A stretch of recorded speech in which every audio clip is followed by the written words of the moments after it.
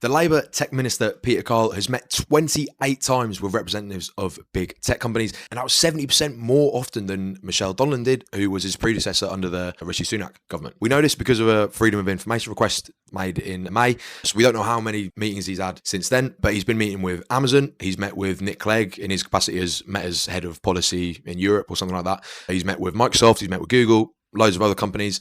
And listen, I'm someone who voted for Labour precisely because I felt that they had the strongest set of policies in terms of protecting the public from the harm of AI. But I've since been quite disappointed in their track record for a multitude of reasons. So the most kind of prominent failure of the Labour government, the most spoken about failure in the press at least, was their failure to protect creatives from copyright infringement when it comes to AI. In Labour's manifesto, they promised to protect Britain's copyright laws and the creative industries. But when they tried to get through the data use and access bill, there was nothing that would prevent AI companies from using whatever copyrighted material they want from creatives without declaring which material they're using, without paying a penny to the copyright holder, and without any permission from them either. The only way that creatives can stop their material being used to train AI models is if they explicitly opt out of that process. Now, this is not true of any other application of copyright, right? If you've written a song, that song belongs to you and no one else can use it unless you give them permission. And oftentimes that permission comes with a payment for you, right? When they tried to get this bill through, the House of Lords was outraged and they rebelled against it. And they repeatedly tried to change it. So I think it bounced between the House of Lords and the House of Commons like 4 times maybe.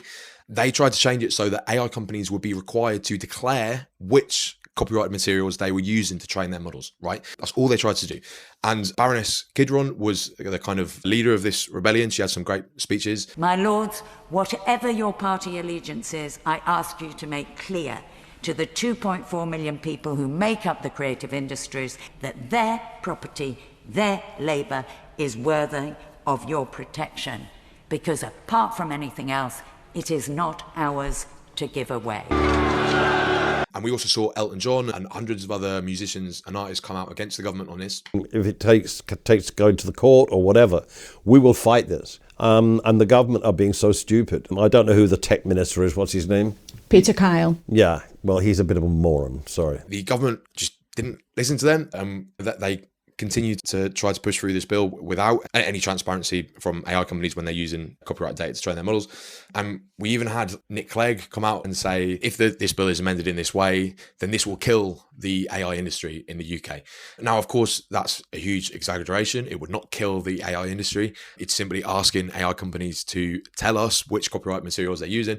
But there's this implicit assumption here that from Nick Clegg, as representative of Meta, of course he's going to say this, that the AI industry takes precedent over everything else in the UK, right? Why is that the case? The creative industry is one of the strongest assets of our country, right? But we should protect them. We should not be selling their data to AI companies. Well, when I say selling their data, the creatives aren't being compensated, but we should not be selling out creatives to AI companies, right? Creatives matter. AI does not take precedent above all else. It should not. But of course, Nick Clegg is going to say that it should, because he, after having been the Vice Prime Minister of the UK, decided to use all of his kind of political capital and knowledge to further the interests of a multinational corporation that only wants to make profits. I don't know why Nick Clegg has done that. It makes me question, we all should question his values if he's doing something like that. But on this kind of copyright debate, like, it is complicated, right? When an AI company uses copyrighted work to train a model, is it more similar to someone just taking a song and using it in their film without any compensation for the copyright holder? Or is it more similar to a human listening to a song and learning more about that style of music and then using it to create another song in that style of music? Which is it more similar to? It doesn't fit neatly into either category. So I respect that there is a kind of debate here. But at the very least, AI companies should at least tell us which copyright material they're using, right? That's not much to ask for. But Labour did not want that amendment to be made to the bill. And if we think about what the purpose of copyright is, the purpose of copyright is to make sure that while creatives are making their films, while they're making their songs, they can put a roof over their head and they can put food in their belly, right? And they can make a living off of their work so that they can continue to make more work and the rest of us can enjoy all of their films and all their songs and all their books, right? Because if they're not paid, if anyone can just use their work for anything, then there's going to be less of them because they just can't sustain themselves. When AI companies use their work to train their models. They are doing it without permission. They're doing it without paying them a single penny. And they're doing it to train models that are a serious threat to their jobs. If you look at how good AI video generation is now and how good AI music generation is. I'm going to create the song lyrics, put my lyrics in, and then hit create. Let's listen. This is the world premiere. I was paper, you were scissors, cut me out. She's a good singer. Good singer. It's pretty amazing, actually. I hate to say it. The creative industries, just like all other industries, are at serious risk of automation. And so this just is not fair for creatives. And that at the very least, as the House of Lords tried to point out, AI companies should at least just tell us which copyright materials they're using. That's all the House of Lords were asking for. So moving on from the copyright issue, Peter Kyle has been shown to repeatedly use ChatGPT. Due to another Freedom of Information request, we actually got to see some of his ChatGPT logs, which as far as I know was the first case of something like that happening. But he used it to ask what podcast he should go on. Now, I'm not saying that there's anything wrong with using these tools necessarily, but like it does raise alarm bells about the kind of AI's integration into government, and it weakens our ability to make sure that humans remain in control, especially as AI becomes more and more capable, right? When we're delegating more and more decisions to AI, it really puts our ability to stay in control in serious jeopardy. As I said earlier, I voted for Labour in the last election. The main reason for that was that they said in their manifesto that they would implement binding regulation on the most powerful AI models. And if I'm remembering correctly, there wasn't a single other party that promised to do anything close to that. And many parties didn't even mention AI at all. So that's why I voted for Labour. Now, the previous government under Rishi Sunak, is it difficult to argue against that they were world leaders in furthering AI safety? They founded the first AI Safety Institute, which is now the AI Security Institute. They hosted the first ever AI Safety Summit, and they took these risks seriously. Now, I'm not saying that Labour have completely abandoned taking these risks seriously, but they have disappointed me in their kind of approach to things so far. We had Keir Starmer say, do we want to lean in and take the benefits of AI, or do we want to lean out and worry about the risks? I think AGI is going to be pretty amazing, and I'm a massive AI fan. And he said, yeah, we want to lean in because I'm optimistic about AI. As I said in a previous video, it doesn't matter if you're optimistic. What matters is what is real, and these risks, the experts are telling us they are very real, and they require regulation to address them. This kind of optimistic approach from the current government is failing to protect the public. Labour and Peter Kyle have said that they would take the AI Security Institute's current voluntary agreements that they have with AI companies and make them statutory. So they would require the AI companies, at the very least, provide the AI Security Institute with some kind of safety reports, safety testing every time they release a model. With the way that AI is going in some of its real frontier technology that's emerging, that's why we will move from a voluntary code to a statutory code. We would compel by law those test data results to be released to government so that the AI Safety Institute, set up by Rishi Sunak, can scrutinise, can look at exactly what the implications are, and just reassure the public that independently we are scrutinising what is happening in some of the real cutting-edge parts of the technology development when it comes to artificial intelligence. Because right now there is no requirements on them to do anything whatsoever. There are some voluntary commitments that the AC has made with some AI companies where they get access to their models before release and they can test them. Now, they still have no ability to say, no, you're not allowed to release this model, which is ridiculous, right? If a company wants to make a drug and sell it to the British public, they are required to make sure that it's safe before it's allowed to be released to market. Right now, there is nothing like that with AI whatsoever. But they said that they would do this. Now, the AI bill has been delayed somewhat. I hope they are going to follow through with this promise. But there's been some inkling that maybe they won't, in that they've said that they want to align the UK AI policy with that of America, like primarily to encourage, I believe, investment in the country, but that's going to leave the public unprotected. And in terms of those voluntary commitments that some companies have made with AC, well, there were also the Frontier AI Safety commitments that were made at the Seoul AI Summit. And this was a set of commitments. Some of them were like just providing transparency on which external bodies have tested your models and just providing some safety testing reports when you release your model. Google DeepMind were one of the companies that signed on to these commitments. And when they released Gemini 2.5 Pro, they've definitely failed to stick to one of these commitments. And another one, it's probable that they failed to stick to them, but because the wording was a little bit ambiguous, maybe they can get away with it. Problem is that because these are voluntary commitments, there's nothing the government can do about it. To use the example of drug companies again, imagine if drug companies just sign up to these voluntary commitments, said, oh yeah, we will make sure to test our drugs before we release them to market, and we will provide some transparency about who has been involved in testing our drugs and making sure they're safe. And then one drug company one day just released a drug without providing any of that information, and the government didn't do anything about it, right? This would be ridiculous, and the public would be completely unprotected from this very unsafe drug that's now on the market. But that is the situation that we're in with AI companies, right? They're allowed to release any model they want without any kind of regulation whatsoever. The government is yet to even acknowledge that Google DeepMind broke these commitments, which is really bad, right? Google DeepMind signed a set of commitments to the government to make sure their models are safe. They have broken them. The government has not even acknowledged that they've been broken. And we at Pause AI, to try and draw attention to this, we held a protest outside Google DeepMind's office, and we've got a letter that is coming out soon, or has already been released, that's got over 60 parliamentarians that have signed onto it to call out Google DeepMind. But yeah, we cannot rely on voluntary commitments to keep the public safe. The AI Security Institute needs regulatory powers to make sure that AI is being developed safely. It's just common sense. And on a recent podcast, maybe one of the ones that ChatGPT recommended to Peter Kyle, we don't know, Peter Kyle said that he thinks we'll be knocking on AGI before the end of this parliament. Because I think by the end of this parliament, we're going to be knocking on artificial general intelligence. And unless an election is called early, the end of this parliament will be in 2029. So he thinks we'll be knocking on AGI. Now, that can be interpreted in multiple ways, but I think pretty much means almost at AGI or there by 2029, right? Keir Starmer, who also appeared on the same podcast, I don't know how this guy, it's a relatively small podcast, but I don't know how this guy managed to get the Prime Minister and Peter Kyle on. I don't know what his backstory is, but well done to him for getting those guests. But even Keir Starmer said AGI will arrive sooner than people think. On AGI, that's quite ambitious from Peter, but he's an ambitious man. I do think it'll be more quick.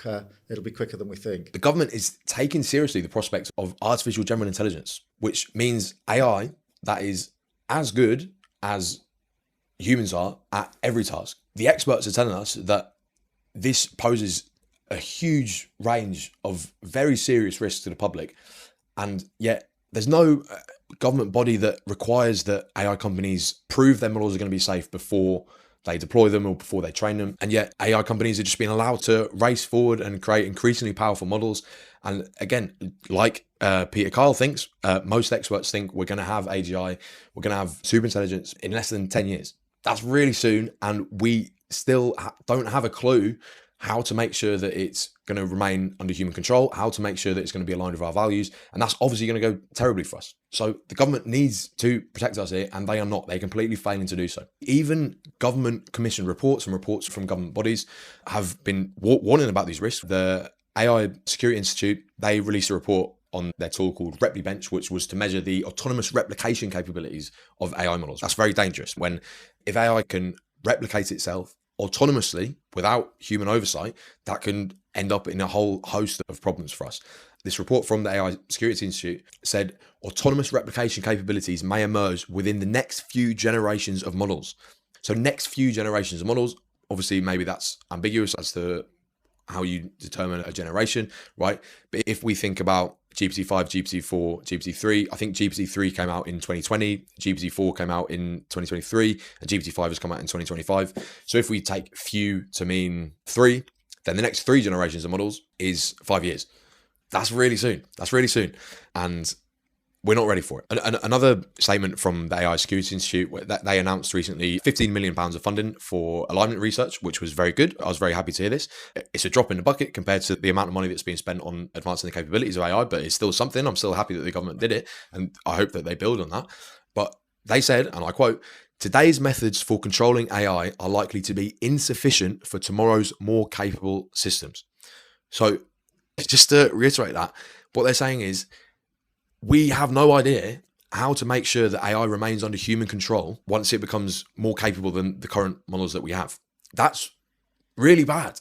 And if there is not government regulation to mandate certain safety practices at companies or slow down the race to give alignment researchers more time to figure out how to make sure that these models remain controllable, well, they're not going to remain under human control. And we're just going to sleepwalk into a world where we have AI models that are as capable or more capable than the average human is, and we can't control them, right? And we don't know how to give them values that are aligned with our own. So that's going to end in disaster for us. Another government commissioned report, this time the International AI Safety Report, which was commissioned at the first AI Safety Summit by the Sunak government. Well done to them. And I think Yoshua Benjo was a lead in writing this. And this report said, managing potential loss of control could require substantial advanced preparation despite existing uncertainties. So yeah, there is a wide range of opinion amongst experts on how likely the risks are and the nature of the risk, but that doesn't mean that we should do nothing, right? We should be proactive in our approach to make sure that we'll be able to manage these risks, because right now we are not in a position to be able to manage them if they do materialize. And they also mentioned that some experts give credence to literal human extinction. So Yoshua Benjo, who was, I think, ahead of the report, he thinks the chance of human extinction from AI is 20%, right? And he's not just some idiot from the street. He is the most cited AI researcher of all time. And he thinks the chance of extinction is 20%. So we should be taking this very seriously. There's recently a clip from a speech I saw that Yoshua Benjo gave, and he didn't begin to take these risks seriously, even though he's been in the field of AI for a very long time and had heard about loss of control risk, had heard about the existential threat, but he didn't take it seriously until he was with his grandchild and he looks at them and just thought, are you going to have a life in 10 to 20 years? This is a direct quote from Yoshua Benjo, more or less. I knew about some of the arguments about AI safety, but I didn't take it seriously until I started thinking about the future of my children and my grandchild who was there with me, and thinking that they might not have a life in 10, 20 years. Because we didn't know, and we still don't know, how to make sure powerful AIs will not harm people, will not turn against us. It is these emotions, love, not fear, that made me decide to dedicate the rest of my life to try to mitigate those risks. The most cited AI researcher in the world is worried that his grandchild won't have a life in 10 to 20 years. And he has led this report, and he's mentioned the risk of the extinction of humanity from AI. And what is the government doing? Basically nothing. And it's pathetic. Labour, they can still win my vote in the next election, but they need to begin to take action on this. And to the rest of the parties in the UK, and we're in a very interesting time right now, it's a very open field. There are two very new parties in Reform and Jeremy Corbyn's currently named Your Party, but as yet to be officially named. And them and the Greens and Lib Dems and the Tories have just not saying anything on this. This just seems to me to be like an open goal for all of the other parties, right? If you want to attack the government on this issue, if you are like the shadow tech minister, the tech spokesperson for one of the other parties, you can just say, look, the top experts are telling us that this technology poses a serious risk of literal human extinction and that we need serious regulation to prevent that from happening. And yet the government is doing nothing, right? This is such an easy attack line. And all of the polling shows that the public are very concerned about the existential threat of AI, and they want very common sense policies to be implemented, like requiring AI companies prove their models are safe before they're allowed to release them, outlawing the creation of super intelligent AI. That's what the public want. The other parties, this opportunity is sitting there waiting for them to take it. And also, this opportunity is sitting there waiting for Labour to take it, to make sure that the other parties don't have an attack line on them on this. Are Labour selling us out to AI companies? That's maybe a sensationalist title, but I think it's very clear that they are not doing their job to protect the public, protect creatives, and we're all at risk as a result. The government supposedly is going to revisit the AI bill when Parliament comes back from recess before the end of the year. There's a huge chance for them to begin to enact serious regulations to protect the public on this. But right now, that's not happening. It's very disappointing, but they still have many years left to take action on this. And I really hope they do, because I'm very afraid about what may happen if they don't. And so are many experts, like the most cited AI researcher of all time, Yoshua Benjo, who we mentioned earlier. But anyway, I've got my Stella in my Beavertown glass. Weekend's nearly here. I'm feeling good. The fight for serious regulation is actually going to protect the public. It's not over yet. There's many more years left here, and it's up to you and me to make a difference. It's up to you and me to hold the government to account, and we can do this. We can do this. So I hope you can have a good weekend, have a few pints, do whatever it is you like to do, and I'll see you in the next video, maybe, depending on whether you want to watch it. And that's entirely up to you. So, in a bit.